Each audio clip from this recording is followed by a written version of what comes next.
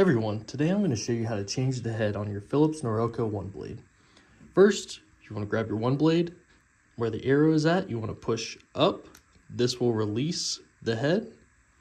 Next, you want to get your replacement head. I'll have a link in the description below for some if you need one.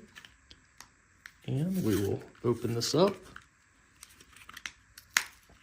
And once it's open, you can grab your new head.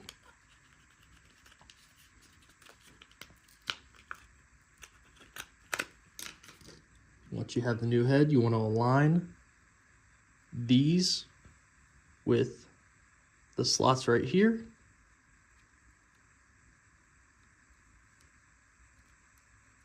And once you have it in there, what you have to do is push down and it should pop in.